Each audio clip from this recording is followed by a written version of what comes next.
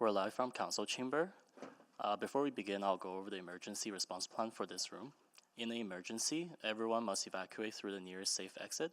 Those seated in the gallery take direction from security to evacuate. Council takes direction from the meeting clerk to evacuate. After evacuating the room, please proceed to a stairwell.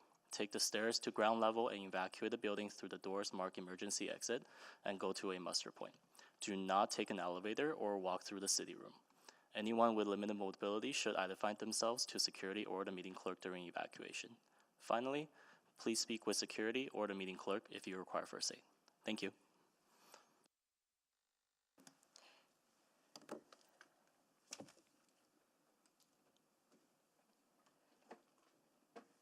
Thank you very much. Good morning and welcome to the May 2nd Urban Planning Committee meeting.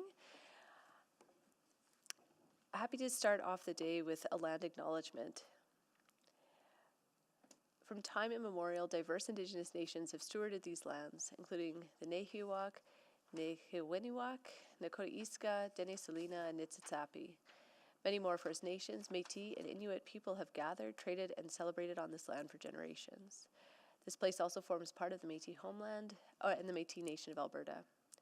The signing of Treaty 6 in 1886-87 created a foundation of good relations, welcoming peoples to this area from around the world.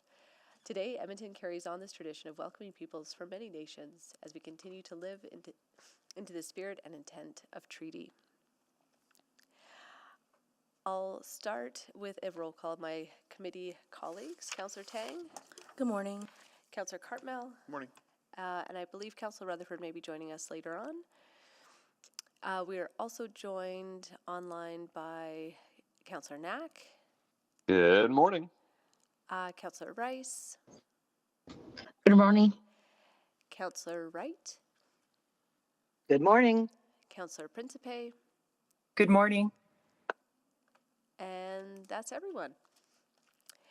Well, thank you. I'll go to Councillor Tang now for the adoption of the agenda. Yes, I'd like to move that the May 2nd, 2024 Urban Planning Committee meeting agenda be adopted with the following change: the addition of 7.1 Edmonton Ski Club Replacement Ski Lodge, Environmental Impact Assessment, and Site Location Study. Thank you. Please vote.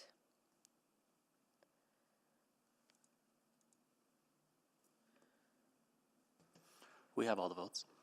Please display the vote. And that's carried. An approval of the minutes, Councillor Tang. I'll move that we approve the minutes from April 9th Urban Planning Committee and April 16th Urban Planning non-regular meeting. Thank you. Any errors or omissions? If not, please vote.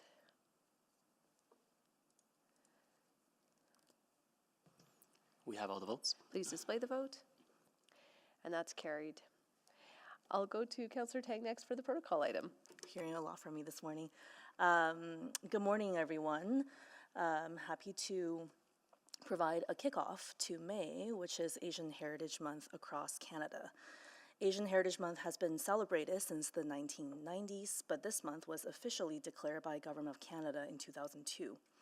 It is a time for us to learn more about the many achievements and contributions from Canadians of East, South, Western, Central, and Southeast Asian heritage. From the early days of the cross-national railroad construction to internment camps during World War II to voting rights, resistance to anti-immigration and now anti-Asian racism, movement of Chinatowns across the country, which the City of Edmonton is proud to support with the additional announcement of the Chinatown Vibrancy Fund last month. There is a rich Asian Canadian history here. And diverse Asian Canadians have contributed and continue to shape the very social fabric, prosperity, and well-being of our nation, our province, and our city, from arts and culture to science and sport to business and government. Their languages, ethnicities, and cultures enrich Edmonton and make it a more welcoming and interesting place for everyone.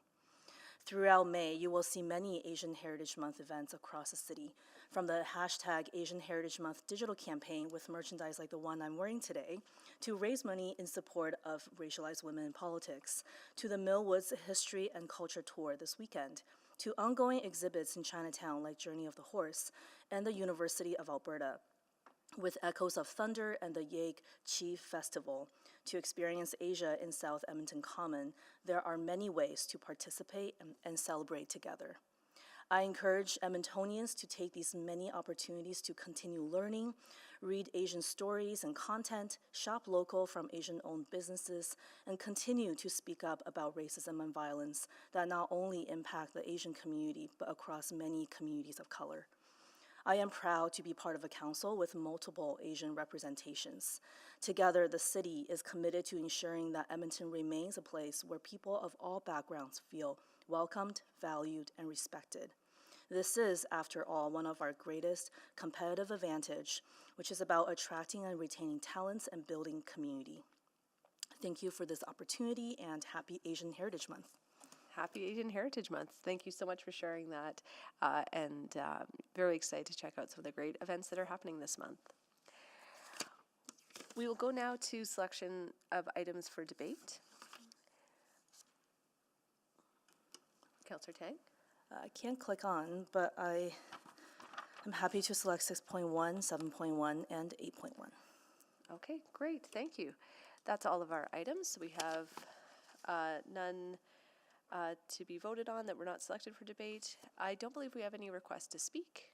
Okay. No specific time on the agenda. And any councillor inquiries? I'm not aware of any. Great, then we'll move into item 6.1, our first report.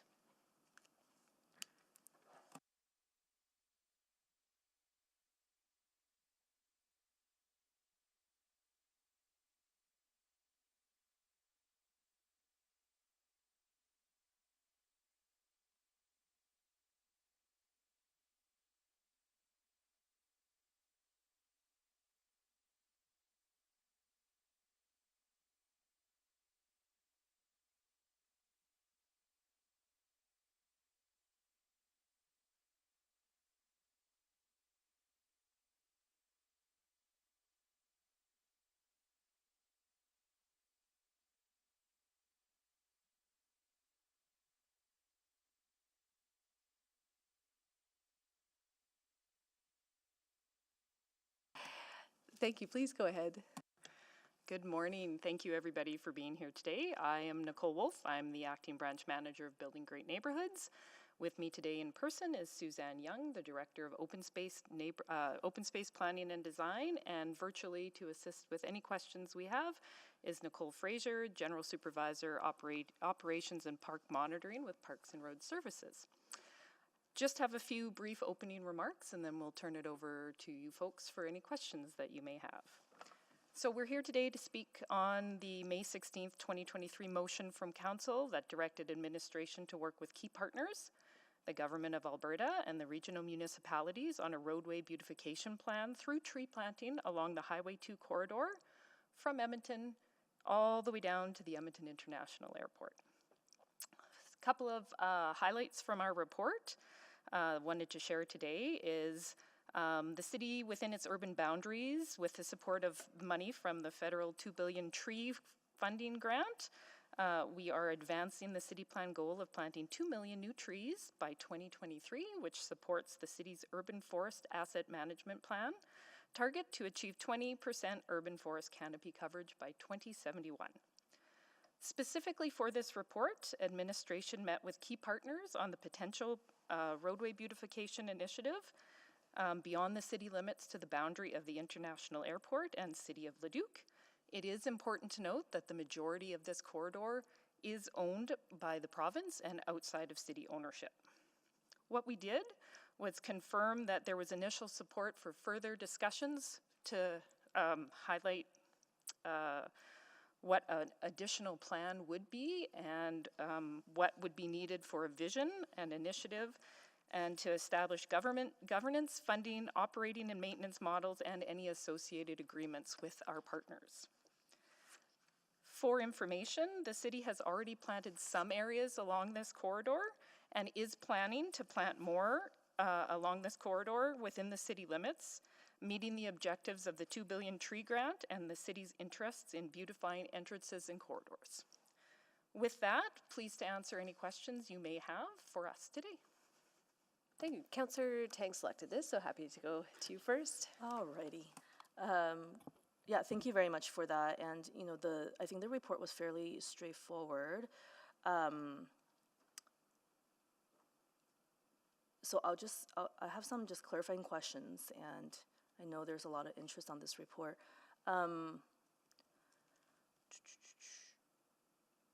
So, speaking of tree planting, I think it was good to know that the vast majority of this falls, outside of the city jurisdiction, and just to, for clarity and validation that we have been planting trees and upping some of the beautification effort during that stretch within the city boundary. Can you speak more to that? Yes, to date we've done 2 specific areas along the corridor, one by 23rd Ave and one by 34th Ave. As part of the program, we were also and still are planning on the area of 41st Ave, which is where the city limits begin. We were just waiting for this report to do some finalization of what that may look like, whether it's a little bit more ornamental, more naturalization of that area, but it is in our plan, and we will continue to look at other stretches along that corridor opportunistically where we can do additional planting as well throughout the next 6 years while we are continuing our journey on planting trees with this funding. Yeah, we have a lot of trees to plant. So I hope that there's some ongoing effort. And what portion of the city's tree planting work is focused on boulevards along the main street versus naturalization of open spaces? So some of the ones you just talked about. Sorry, Councillor Tang, do you mean within the 2BT grant or generally? Well, I think, when we talk about this corridor, you just highlighted some locations, but can you just what part of that is on Boulevard, what's on Main Street, what's naturalization, and what's open spaces? Yeah, so generally speaking, we have a significant portion of the planting is smaller trees and whips. And so about, the program is looking at 40 hectares of naturalization as compared to roughly 900 caliper trees per year. So, and those 900 caliper trees could also go in parks and open spaces or along boulevards where appropriate. We are limited sometimes along boulevards because sometimes we need structured soils or civicels in order to facilitate their growth. So where possible, we are planting them along boulevards, but there are also some limitations to that. Okay. And are there examples of tree planting programs in other cities that focus on corporate partnerships and tree planting along main streets, nodes, and corridors? Yeah, there actually are a bunch of examples. I'm going to defer to Nicole Fraser, who's been doing most of the work on that front. Nicole? Sure. Yeah, we are doing research on partnerships that other municipalities are doing for tree planting, but even within the city already, we work with a number of partners on supporting tree planting. So one main program includes Root for Trees, and we work with a number of nonprofits and private companies each year that help with volunteers or sponsorship or donations to fund tree planting. And then we're also working on a restoration project with a company called Wild and Pine that also engages private companies in funding tree planting and restoration. And so we're actively working on a project like that. These are similar to what we're seeing other cities doing. But we're always looking at ways to improve and ways to add variety to our tree planting programs. Okay, great, thank you. And you mentioned that it's a high-level estimate of $10 million to advance visioning, planning, design, and delivery if we want to move forward. Can you break down what that $10 million is being used for? Yeah, typically we estimate about 10% of that for planning and design. We would have to engage all along the corridor with our partners. And then we'd estimated roughly 60 to 70 planting locations and then a certain amount of planting within those planting locations. So, depending on what came out of the visioning and the guidance, we could, of course, scale that back or scale it up depending on the direction we receive through that work. So when we receive the funding from the federal government for the tree planting, we're not accessing any of that for the 60, 70 planting locations you're talking about. Why? The planting, so the locations we looked at, those are 13 to 15 kilometers, but those are all outside the city limits. The 2BT grant is specifically within the city limits, and that is the focus of the 2BT grant. So largely, this will be 10 million, a lot of it will be for planting outside of the city. It is primarily for planting outside the city limits. And then, of course, with the permission of all the county and other regional partners. That would be the work we would need to do to confirm that, yes. Okay, thank you. Thanks, Councillor Tang. By the way, sorry, just just to know, the screens in front of us are dark. So we can't really see speakers or Presentations. Yeah. Thank you. Thanks, Councillor Tang. Councillor Cartmel. Well, thank you. Thanks for the information and the report. So nothing is proceeding unless there's an active motion made, correct? If this is received for information, then the work stops here, yes? So the work outside the city limits will stop. We will continue to do some planning and planting within the city limits associated to that corridor. Right, okay. And then can you describe the involvement of the operations group in this work? Are we planting stuff that can actually be maintained in a very, very inexpensive and reasonable way? Definitely, I can turn it over to Nicole Fraser in a moment to speak to that, but they are the backbone of a lot of this program for the 2 billion tree funding, so they are involved in picking locations, picking species, picking all of the places that we are planting and ensuring that they're making sure that they can maintain it. I think one of the things that's important as well is a lot of this work is naturalization as opposed to new caliper trees. That is the majority of the 2 billion tree planting, so that is limited maintenance once they get established and will assist with the operations and maintenance aspect of what we're planting as well. Anything to add, Nicole? Sure.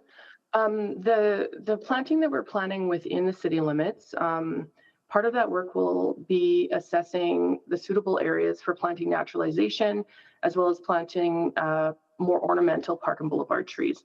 When we assess those sites for the more ornamental trees, we need to assess site conditions, which also helps with ongoing success of the tree and making sure that we can maintain that tree.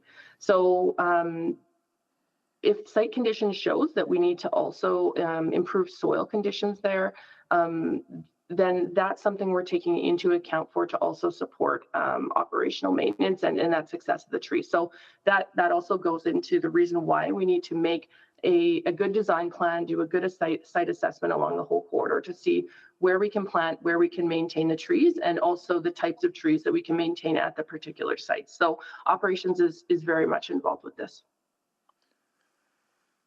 Is there that much variability from block to block along Gateway Boulevard that we need to do like very specific site assessments?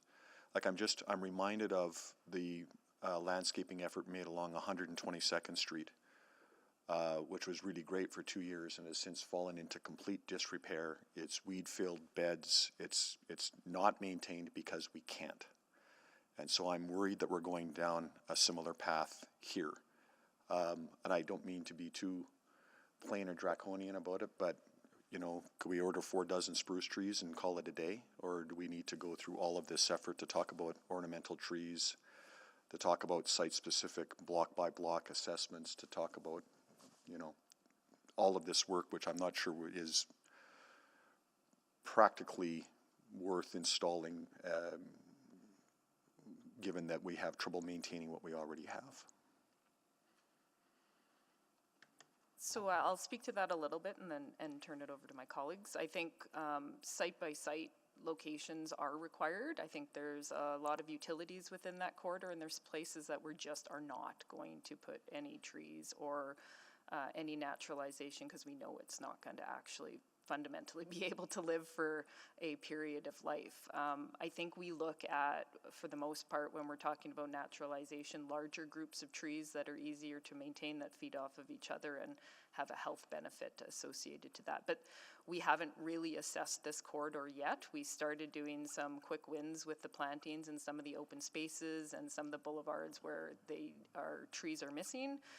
This is new to us, and it is part of the journey with the 2 billion trees for that, and we would be very specific about making sure we were assessing the right species of trees to go in, and I'm sure I defer to somebody else, but spruce trees and that may be part of that as well. I cannot answer that, but I will turn that over to Nicole to speak to that a little bit more as well.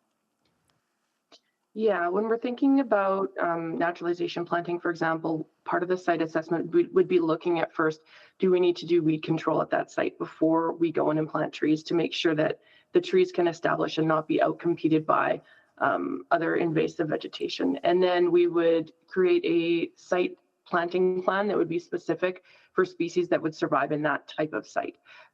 As part of the funding that we have for naturalization planting, which does fall under the Greeners We Grow and 2 Billion Trees initiative within city limits, we also have funding to help establish those sites. So monitoring, watering, and weed control for the first 3 years. But then after that, when we're talking about ongoing maintenance, it's important to note that with the funding, the capital funding we have from 2023 to 2030 for the 2 Billion Trees initiative, we don't have operating impacts of capital yet for those, and that's what will be coming forward in the next budget cycle.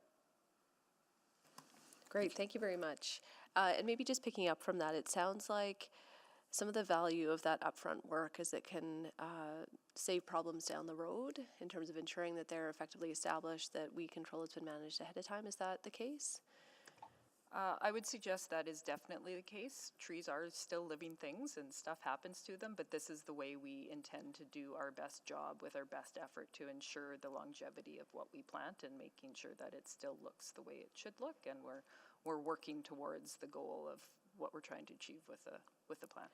Great, thank you so much. And it seems, again, if I was understanding some of the work that's planned around 41st Avenue, first maybe just to confirm, that would sort of be from 41st Avenue to Ellerslie Road, like sort of that full stretch, yeah, not just at the intersection?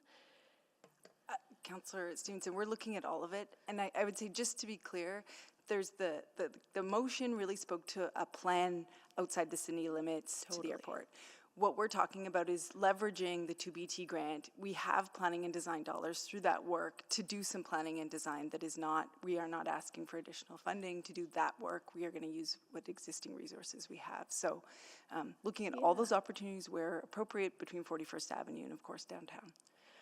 Great. Well, I mean, all the way downtown is great. I think it seems like there's some, maybe just some low-hanging fruit, particularly 41st Ave to Ellerslie in terms of that open space, but really appreciate that you'll consider the opportunity for the whole corridor. And I mean, I think to your point, I think the report outlines, some of the hurdles that would need to be surmounted to move outside of our boundaries, and that again we're not really in a fiscal position to advance those right now, but I think continuing with the work north of 41st Ave, leveraging the programs we already have, is a really exciting opportunity. So if I'm hearing correctly as well, there is an opportunity, recognizing that your teams have done some really excellent work in terms of phasing out where some of the planting is going, but there will be an opportunity to sort of focus and concentrate on this corridor using those resources. Great. I'm seeing nodding, but yes, perfect.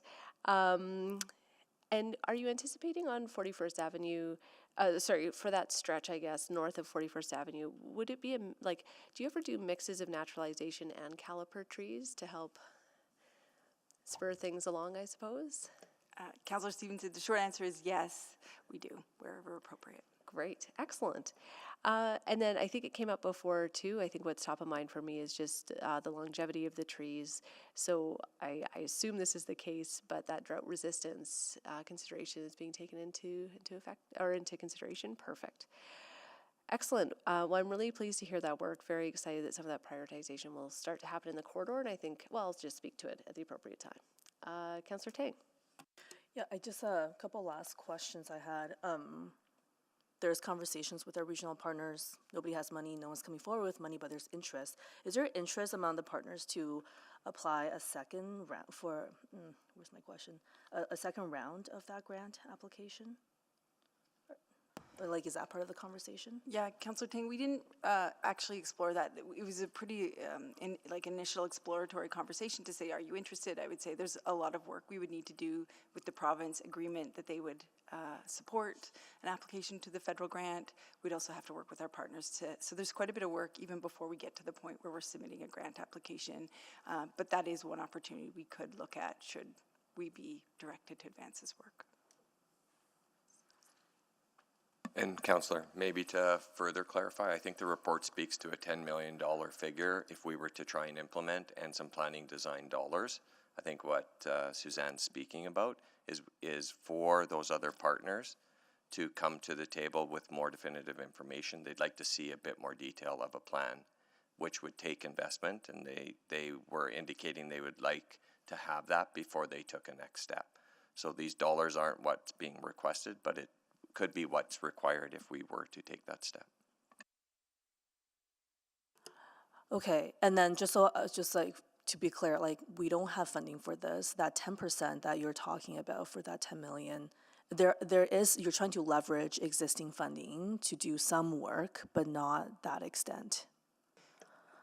Councillor Tang, typically, I just give you the figure, that's typically what the planning Sure. design amount costs, but that wouldn't be, you couldn't use that necessarily to apply for grant funding. Like, you'd need to do the work to then apply for the grant funding.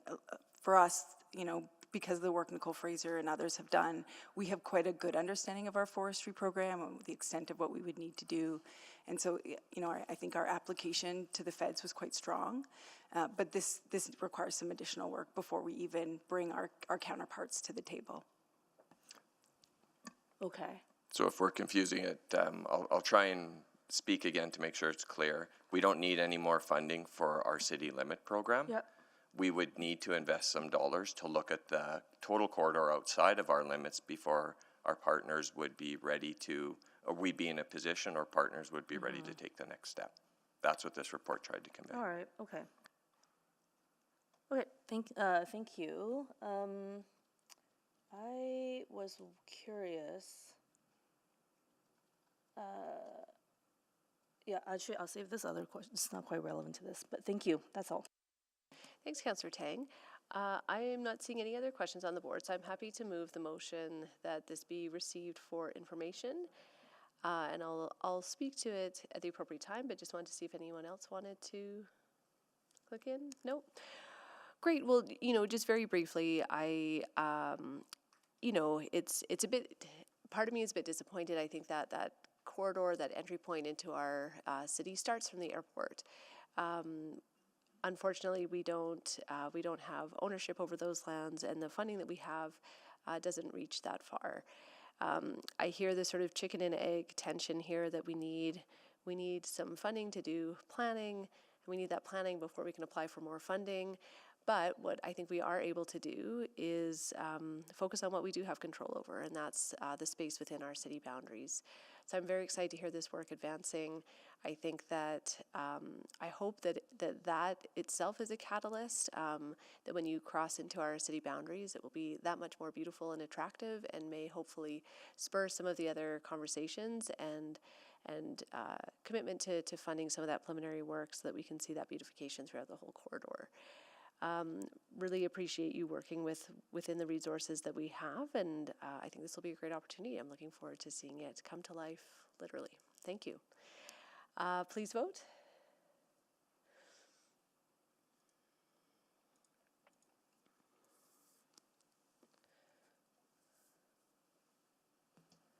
We have all the votes. Please display the vote. And that's carried. Thank you again.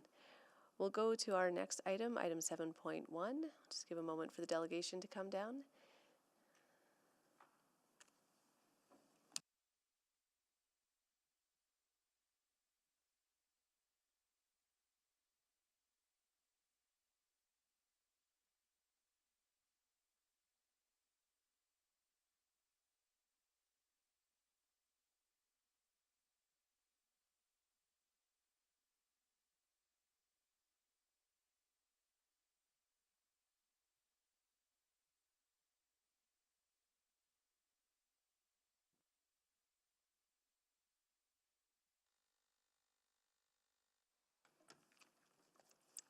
When you're ready. Good morning. I'm Natalie from Infrastructure Planning and Design. I'm joined here by Shannon Fitzsimmons, the Director of Facility Planning and Design, and we have others online as well, including reps from the Edmonton Ski Club. We don't have a presentation or any other opening remarks, so we're happy to take questions. Great, thank you very much, and thanks to our external partners for joining us today. Councillor Tang, you selected this one? Yeah, great. Thank you very much. I think the study and the impact assessment all make sense in terms of next steps. But I guess I'm curious. You know, I understand there was critical funding proposal to the province that was not funded in budget 2024. So I'm wondering, how does that impact the plans for moving forward? Does it jeopardize anything, any next steps, any scope change? And if so, would it affect these environmental impact assessments and site location?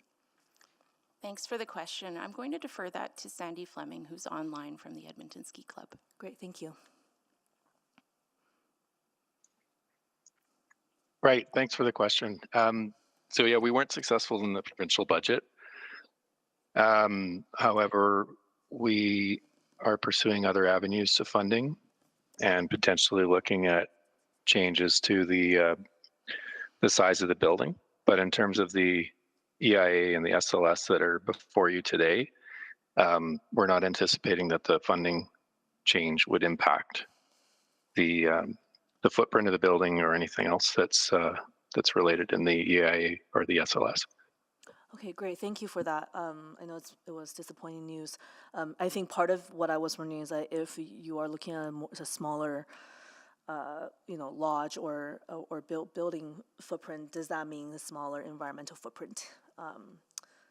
But it sounds like the size isn't going to change, and it won't be too drastically different. That's right. Yeah. I guess to administration, are any trees going to be cut down? Speaking of trees. Instead of administration speaking to that, I'm going to have Jessica, who's the consultant for the project, speak to that. Thank you. Hello, everybody. Thank you for the question. Yes, there will be some trees replaced. So there will be a small section of trees. It's about 360 square meters that will be replaced with approximately 520 square meters of healthier native trees and vegetation. This will be part of the bioswale and has been selected. The vegetation has been selected for the ability to thrive in that sloped and hygric environment. Awesome. That's good to hear. Thank you. Any conversations with some of the environmental groups like the River Valley Coalition? Any feedback on these studies? That's a great question, Councillor. Thank you. I'm going to defer that to Sandy Fleming as well to speak to. There have been conversations with those groups, and he'll be able to share some of the details. Yeah, I'll start, and then Jessica can add any details. But we've done consultation with a number of groups, including the River Valley Conservation Coalition, and they're in support of the project. They had some great suggestions for us on the use of natural means of controlling runoff water from the site, and we are implementing a bioswale, which is actually the reason that those trees are being replaced, because there are legacy drainage issues on the site that we're addressing with this project. And our understanding is the River Valley Coalition remains supportive. Okay, great. So we do have a consultation report that outlines all the groups that we consulted with. Jessica, did you have anything to add to that? No, we met with them on October 23rd, and we're staying in touch with them. There wasn't too much brought up, and we incorporated some of their comments on the plantings, and they were concerned or asked about Indigenous engagement, and we advised on all of the extensive engagement that we've done to date. Great, thank you. And on that,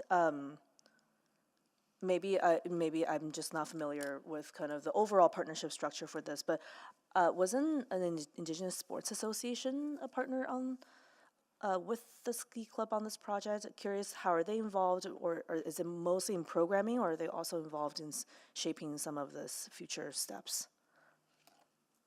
Yeah, I can answer that. They're one of our most important stakeholder groups as a future user of the building. So they had the opportunity to remain consistently involved in the conversations? Yep, we've been engaged with them as we progress the design. Okay. I'm out of time. Thank you. Oh, I guess just one more question. How long do we anticipate the construction to take? There's a lot of mention of short-term impacts on the natural environment. Yeah, I can answer that one. So the duration of construction would be approximately 16 months. And that would also depend on, securing additional funding, potential scope change, etc. Correct. Yeah, that's with the current anticipated plan. Okay, great. Thank you. And those are all my questions. Happy to move the recommendation?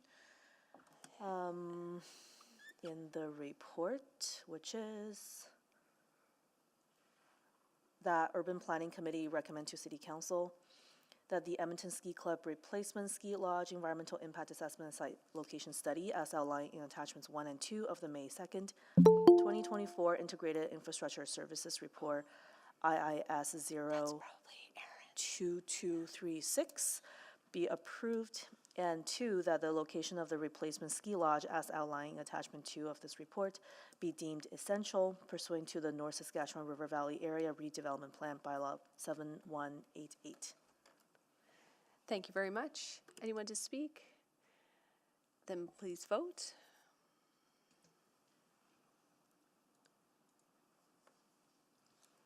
We have all the votes. Please display the vote. And that's carried. Thank you very much. Thanks to our delegation for joining this morning. Our next item is item 8.1, which is a response to councillor inquiries, licenses for e-scooters and e-bikes. I'm not sure who we have there's our delegation. You're welcome to come down and offer any initial presentation or comments that you have.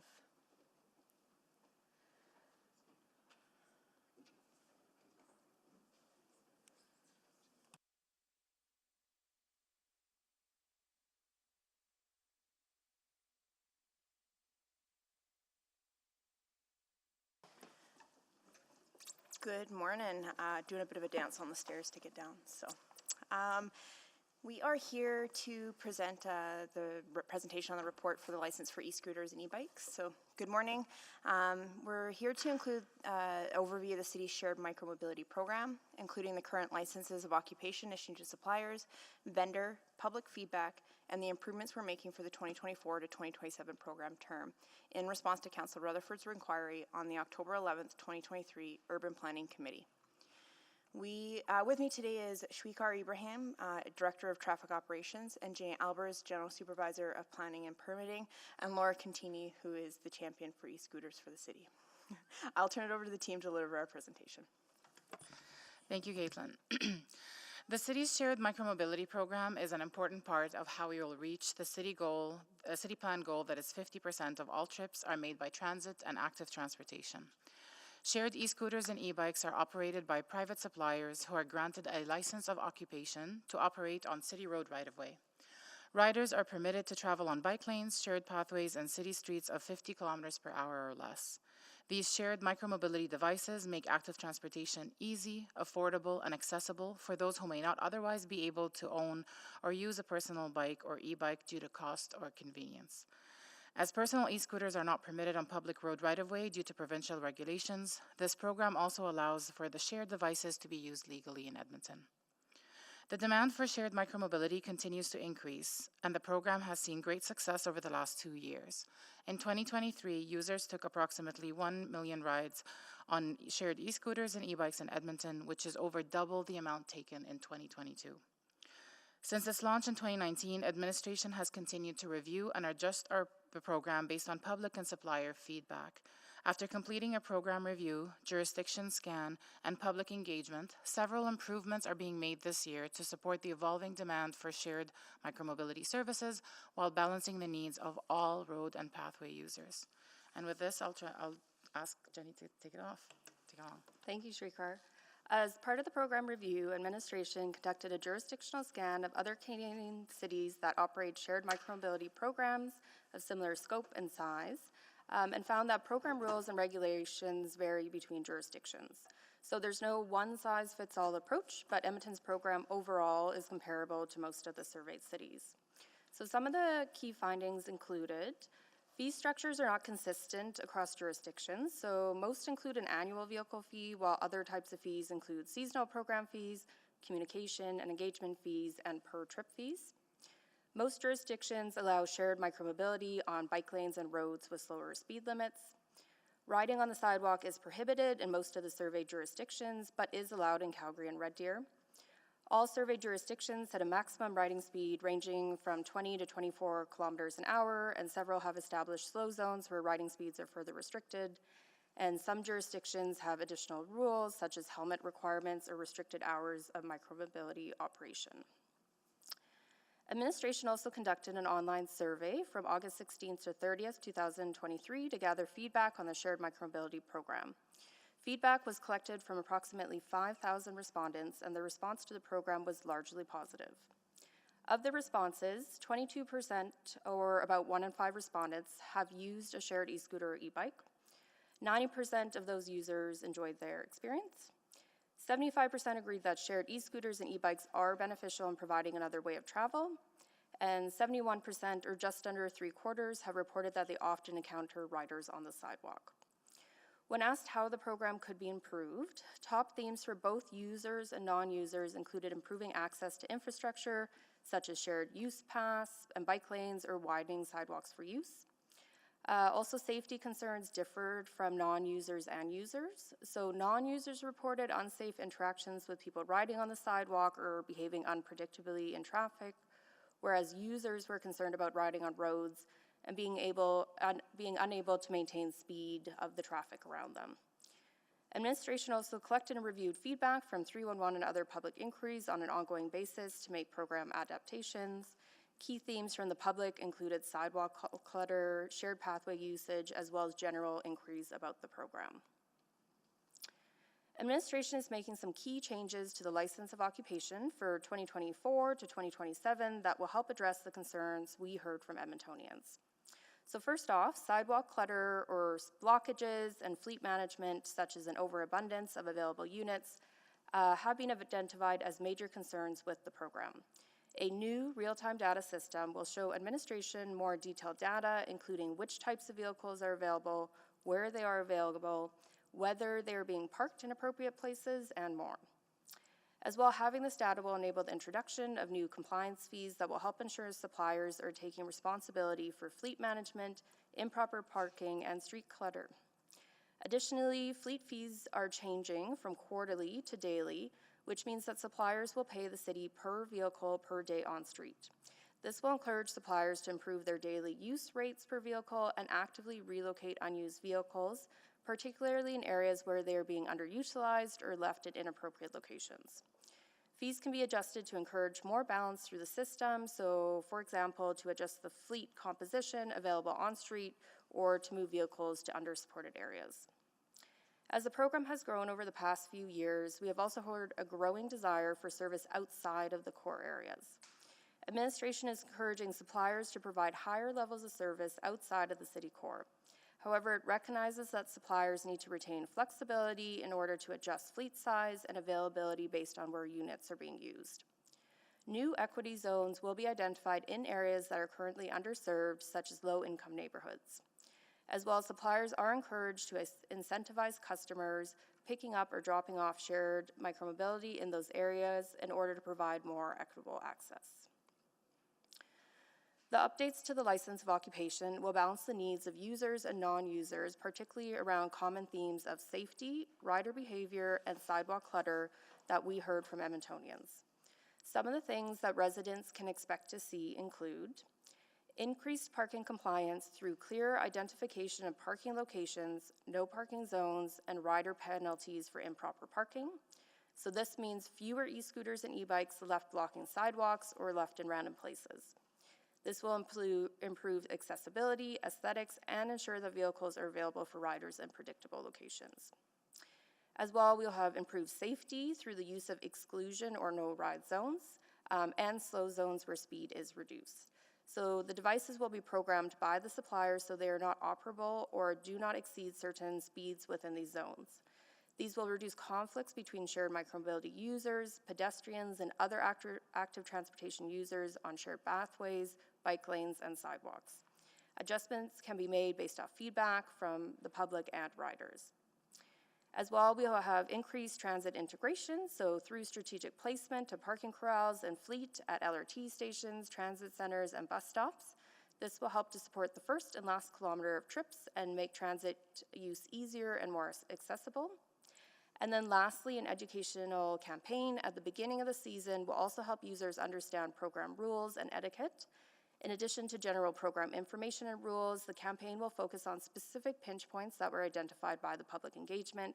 So examples include sidewalk riding, which is not allowed, using a bell, and giving others space on shared youth paths, along with reminding users not to block sidewalks or access ramps when they are done with their ride. And I'll pass it back over to Shrikar. Thank you, Jenny.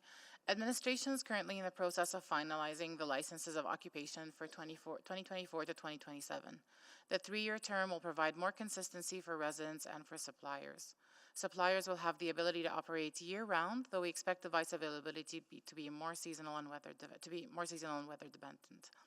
Suppliers will be announced before the end of this month, and crews will begin installing parking locations beginning late May. The exact start date for our suppliers to have e-scooters and e-bikes on Edmonton streets may vary based on weather and their own operations, but could be as early as the May long weekend. Thank you for your question. Thank you for listening to us today, and we're happy to take any questions. Great, thank you so much. Really appreciate the presentation. This was selected by Councillor Tang as well, so happy to go to you first. Yeah, I selected this on behalf of Councillor Rutherford, unfortunately, who can't join this conversation. I have quite a bit of question. So what I'm hearing from you is that you will announce the suppliers at the end of the month, but the e-scooters may be on the road as early as May long weekend? The target for the procurement announcement is to have them announced and then have them on the road as early as May long weekend. So we're just working through finalizing those contracts, and then as soon as those are finalized and signed, we can announce who those vendors are. When do we normally launch e-scooters on the streets in years past? Yeah, I'll give that to Jenny to answer. So in the past, we had a 2-year contract. So that was a year-long contract. So it was up to the vendors when they wanted to have them on streets. So that's where last year we saw e-scooters and e-bikes all the way into December last year. But then they also launched them as early as March because we had really great weather. So with our new 3-year contract coming up right away, it'll be year-round. So it'll be up to the vendors when they're ready to launch them on street. And to add to that, Councillor Tang, there's a weird delay this year just because we're getting those contracts in place, and the whole intention of the multi-year contract is so that delay doesn't exist going forward. Okay, great, thank you. For when you did the evaluation of this, for those who are riding on sidewalks, what kind of tickets do we give out? So riding on sidewalks is prohibited. We do have Kevin Tamalti from our enforcement group on, and I can leave that to speak to him, or for him to speak to that. Mm-hmm. Hi, Councillor.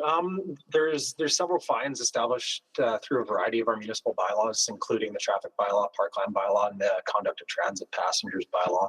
The fine specifically for riding on a sidewalk is $100 currently, and the fine structure varies between $100 to $250. And so how many of those did we hand out last year? Last year, none, actually. Last year we had none. None. Even though I think in the survey there's quite a bit of observation that people experience. I see it all the time and everywhere. I guess, am I to assume that this is just has to do with our enforcement capacity and something like this is very hard?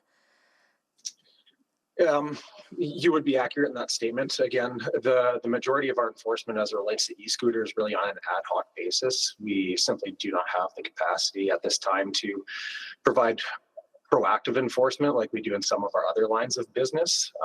So the reality is that we have to come across this while the offense is being committed. And even when we do, we strive, similar to other lines of business, we strive to obviously educate and encourage compliance or have conversations instead of just going straight to a ticket, right? So if we have information within our enforcement repository that we've had these conversations before, then that informs our enforcement decision.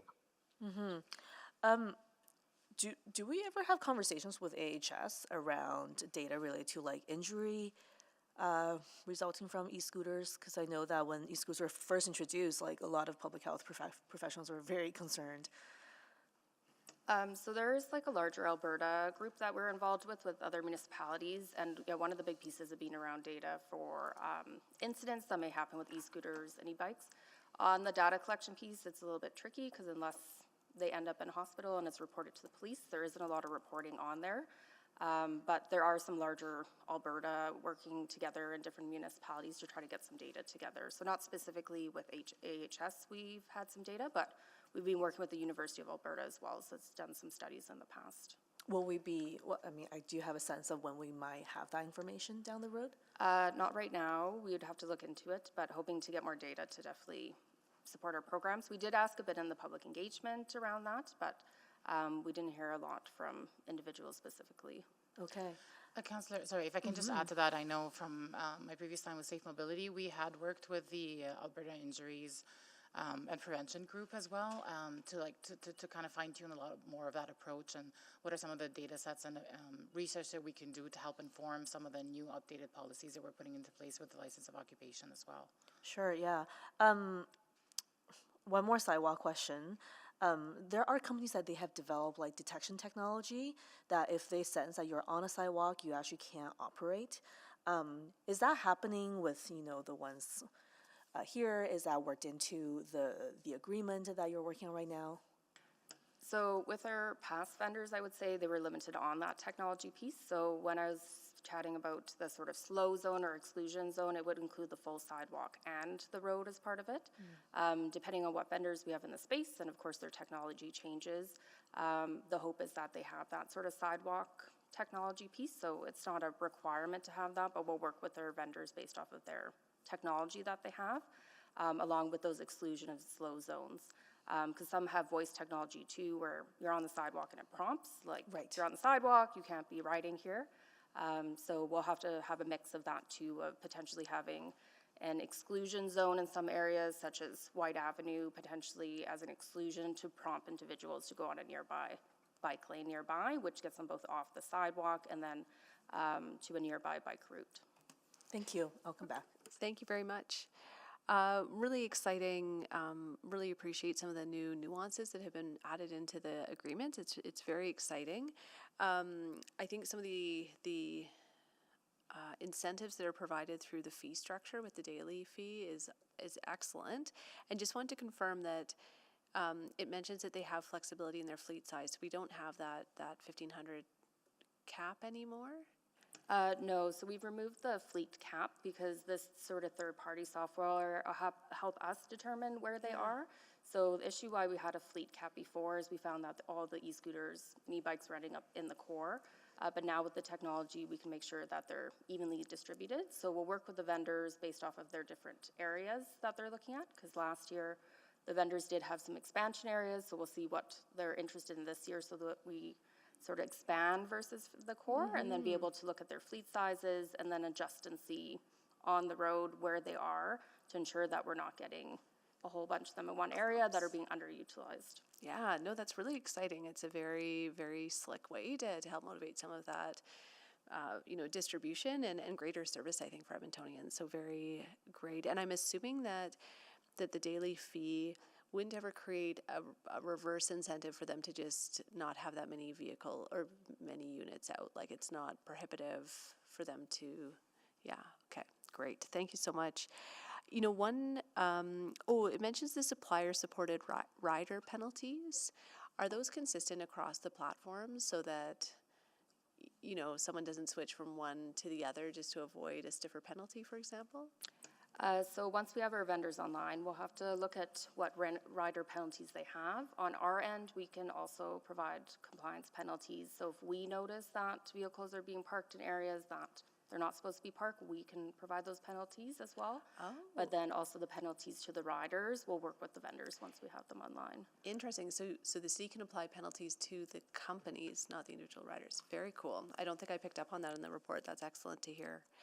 Another topic that I've heard of interest is just around potential sound to assist those who are visually impaired when units are going by. I know some of the companies had talked about looking at introducing that technology. Are you aware if they are introducing that? So all the vehicles need to have a bell on them to ring to pass on that end. It depends on the vendors and the technology.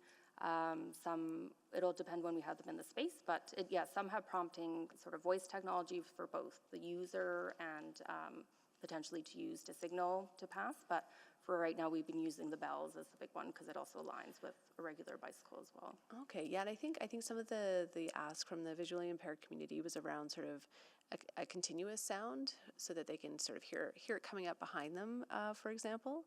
But appreciate that that's something that can continue to evolve. And just wanted to confirm that there are opportunities for CNIB, for example, to reach out to your teams and share some of that feedback. Great. And actually, one thing with the 3-year contract, I think that's agreement, I think is a great way to go. Is there some flexibility in terms of kind of adjusting those agreements to ensure that continuous improvement? Or are they we're fairly set for the next 3 years? We have Jennifer Smead online from corporate procurement, and maybe I'll turn it over to her to answer that question. Sure, thank you. Hi, thanks.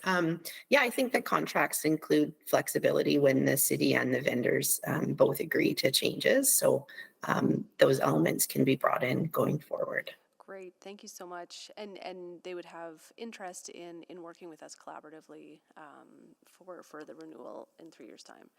Great, no further questions, very excited. Also, I did have one question about the timing, but understanding the agreements will be in place by the end of this month. There have been a few times recently where I really wished I had access to a scooter, so very excited that that's coming, and that in subsequent years they'll be able to come out earlier in the season as well. Thank you. Councillor Knack. Thank you, Councillor Stevenson. Just on that piece, appreciating it's a 3-year contract, and I heard part of why we're waiting to be till May long weekend is because of the current contract. Is the next contract, this 3-year one, being designed in a way that we can begin whatever the contract in 2027, begin the negotiations on the 2027 contract so that there's not like a break in time? So essentially, I don't know if this contract is going to end April 30th or whatever it is, May 31st in 2027, but how do we make sure there isn't that lag time next time around? Absolutely, Councillor. That is something that is on our radar in terms of starting those discussions earlier. The only piece around this is Edmonton's approach to shared micromobility has been a little bit more of being more flexible in the beginning to understand the perspectives, users' experiences, how are people utilizing the e-scooters and e-bikes. And so there was a lot of information that we wanted to glean from the surveys as well as all of the research and data analytics and jurisdictional scans. So it's taken a little bit longer, but we are going to be moving a little bit more forward, moving the process a little bit earlier as well to ensure that we are kind of, as soon as the weather is nice in 2028, that folks are going to be able to enjoy the e-scooters and the e-bikes as well. Yeah, so if I'm hearing, just to make sure I've asked it this way, is that the idea is the day this contract ends, there should be another contract in place the day following. So essentially, there's no longer a break from one contract end date to the next contract start date. That's going to be the goal for next time? That's correct, Councillor Knack. Perfect. Yeah, I guess that's probably the only question relevant here. Another time I'd love to ask about, how we make sure we're also preparing our streets and active pathways in time for these, what seemingly is more of an early start, but I don't know if that's really relevant here, so I'll follow up offline. Thank you. Thank you, Councillor Knack. Councillor Tang? Great. I'll first put the motion on the table. Or is there a motion? Sorry. I'm assuming there is. I don't have it. That this report be received for information. And then just a couple more follow-up questions. On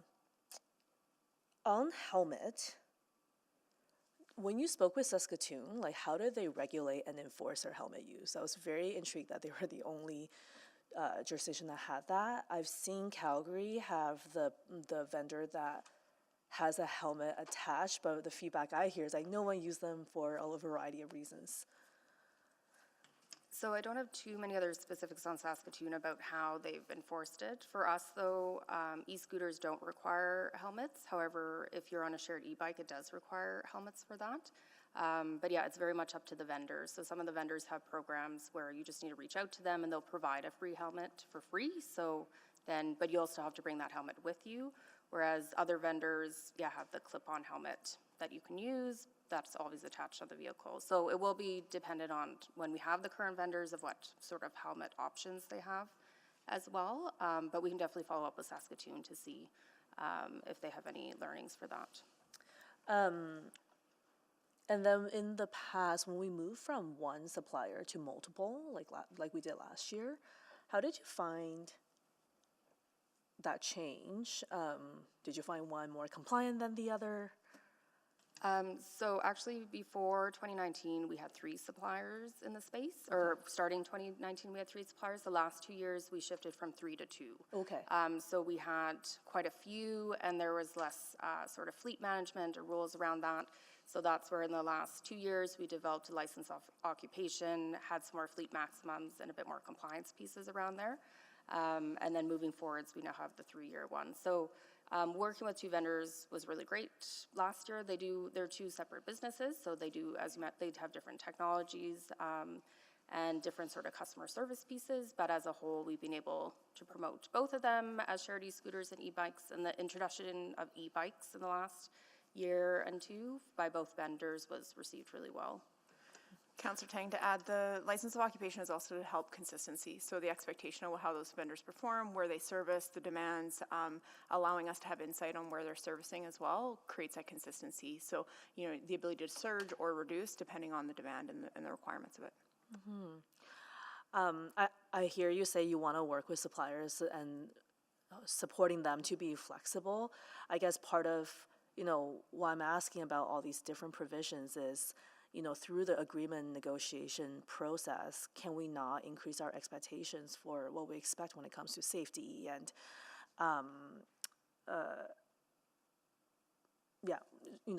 primarily safety, right? And I know that we have to work with vendors that have the technology, but also wondering, if you found through this process or this round of negotiation, we've been able to elevate some of those expectations, safety, accessibility, that kind of stuff. Absolutely, Councillor, which is, I think, what I was trying to say with my earlier point was that in the past, the previous license of occupations were a little bit more flexible in order for us to understand and learn how to adapt and hear the feedback from the vendors, but also from our customers around how they're utilizing the shared micromobility, the e-scooters and e-bikes. And so this year, the license of occupation is a lot more clear around expectations around some of those pieces, as well as we do have some incentives, as well as conversations with the vendors around expectations on delivery, but also if that's not met, what are some of the options that are available to us as well. So yes. Okay, thank you. And then the last kind of round of question I had was around the transit piece, and I'm wondering if you can expand on that, because we have a new train. I know, I'm aware of some interest in the past around even like a pilot around Millwoods Town Center, for example, having a bit of a grid to support that first mile issue. But then, I think there's a supplier who just kind of faded. So I'm like, what's up with that? How are we, where are the conversations at when it comes to integrating with transit? Where are the interests among suppliers? I'm aware of some pilots in other cities. When can we make it even bigger integration? Absolutely. We have Carrie Houghton McDonald online. She can answer that piece. Yes, thanks. So we share your enthusiasm and wanting to see that happen. So we've been working really closely with our colleagues and exploring all of the different opportunities to look at LRT and transit centers. So we'll have more details in the coming weeks as we nail down the different locations, but share your interest. Want to create those kind of integrated mobility hubs ultimately for people. And as mentioned in the presentation, it's really about that first kilometer, last kilometer option. And we think there's great synergies that can be found here. Okay, Carrie, I await for an update very eagerly then. For sure. And if you want, I can set up some time with you once we get our locations identified and talk about next steps in a more detailed way. Excellent. Thank you. Great. That's all. Thank you so much. We've got the motion on the floor. Anyone to speak? I'll turn to Councillor Tang to close. Just want to thank administration for all this work. This is very interesting, and also want to thank Councillor Rutherford for putting this inquiry forward, because I think it brought forward a lot of information that is, just like highlighting even the rising usage is significant. E-scooter, e-bikes, working with vendors through sort of the rental model is also really critical as to realize our goals for the city plan and mode shift. We're creating all these active transportation infrastructure. We want all kinds of modes to benefit from it. So I look forward to continued safe use of these vehicles. And also I'm very excited about the integration with transit. So looking forward to that update as well. Thank you for all the work. Thank you. Please vote.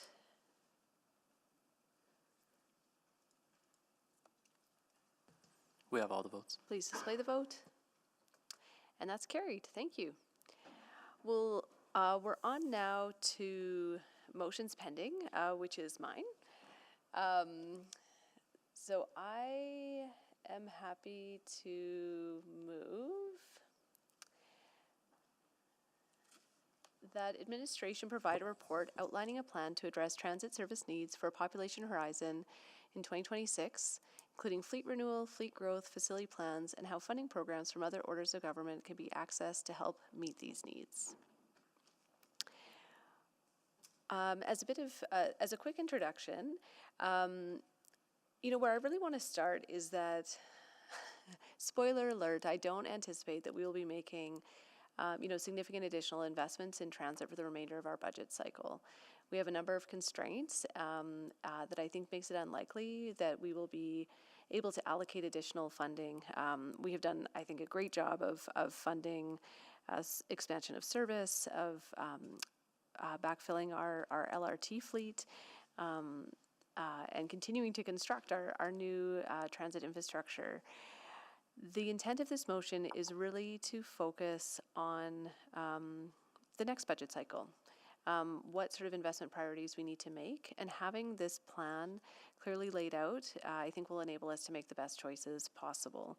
I think, a question that I have is, again, how do we balance when we have investment to make between expanding service hours versus fleet needs versus on-demand versus DATS?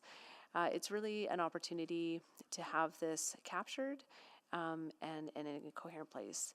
Not only does that help with our decision making, it also helps with our advocacy efforts by having a clear and strategic plan that enables us to go to other orders of government to set out the needs that we have and provide them with opportunities to invest in that plan. My understanding is that this work is ongoing, and by formalizing it in a motion, we have an opportunity for it to come back to council for our awareness.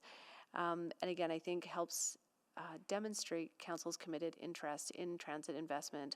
While we may not be able to make any directly in the coming year or two, knowing that we are planning and keeping that long time horizon, I think adds value. I will leave it there and go to Councillor Cartmell. Yeah, thank you. To administration, don't we have plans, including mass transit plans, perhaps part of the city plan that go out many years into the future? The usual, the thresholds that are contained within the city plan, 1.25, 1.5 million, etc. So the mass transit plan that exists is adding on top of the ETS network. So looking at those corridors, looking at BRT, et cetera, this motion could bring all of it together in a more kind of operational way of what are the service hours needed, how do all of these things weave together, and what does that horizon look like? Some of this work will be needed for the Permanent Public Transit Fund. So it gives council a formal opportunity to see it all come together. And then we'll use your feedback, and that'll feed into that Permanent Public Transit Fund submission.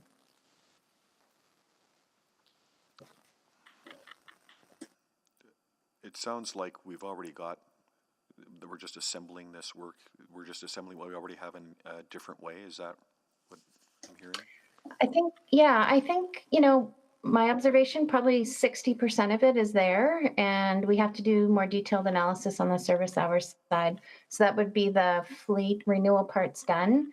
But for fleet growth, the plan around the next garage, how we operationalize it, what those service hour gaps are, looking at the population horizon, There's been a lot of growth in population since the last time we did that report, which was, I think, last August. So it's a continuation. We know how to do it. We just need to do that remaining 40%, and this would bring it all together in one spot for you. But aren't we doing it anyway? I mean, we've got a capital profile for a transit garage. Yeah. Are we not doing this work anyway? Like, I'm just not sure what this motion adds.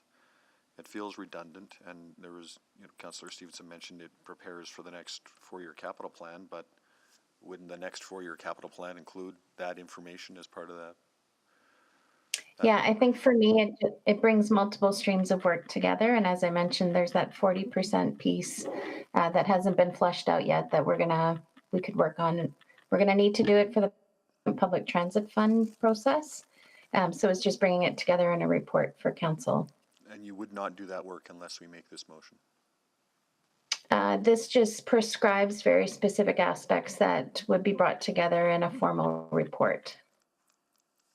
Okay, thanks. Thank you. I wanted to bring forward, I think, some questions that I've heard from my colleague, Councillor Rutherford. And it's really thinking about maybe even, I guess the question is, would this work be an avenue to think strategically about, let's say, bus rapid transit to the northwest versus LRT? Would this be the right vehicle for that, or is that separate work that would need to happen? I think that's probably separate work. I'd want to connect with our UPE colleagues. With the mass transit plan to 1.25, there was bus rapid transit obviously mapped out there. So we'd want to engage them to do that analysis and share that feedback. So I think it's probably a little bit, it's related, but I think probably separate analysis. Okay, that's great. Thank you. Councillor Tang? Okay. Oh, no, I thought you had more questions. I share a bit of a reservation. I share some of Councillor Carmel's reservation because we do have so many transit reports still to come, and we're constantly talking about transit, and you will be able to. But it sounds like this is a bit of a pull everything together. It's analysis you'll be doing anyways, and the motion just provides greater clarity. Yeah, I'm supportive of the motion should committee direct it. I think it just anchors it in a formal way in a council report. We get your direct feedback related to the report when it's presented that can then go into the submissions that we make for the Permanent Public Transit Fund. So personally, I think it's a helpful motion. Okay. If this didn't proceed, I would obviously talk to my team. We're assessing that Permanent Public Transit Fund and the requirements in those submissions, and then we would kind of recalibrate a bit. So we'll respect whatever outcome, obviously, today from committee, but this is not a problematic motion for us at all. Okay, that's very helpful. And then so this will help with our submission to the Permanent Transit Fund, which starts in 2026. And even despite the advocacy, there's no signal that's going to come earlier. No. And we have, we have an update going, I believe it's May 8th. Okay. There's an intergovernmental update coming to council, and we've got some updates for you on that fund. Okay, excellent. Thank you. Thanks, Councillor Tang. Not seeing anyone else on the board. Not sure if anyone wants to speak. I'll maybe just close by saying, appreciate the conversation. I think I heard some real value around the opportunity that this offers for integration, and that, it's something that's welcomed by our ETS team. So with that, I will ask you to vote.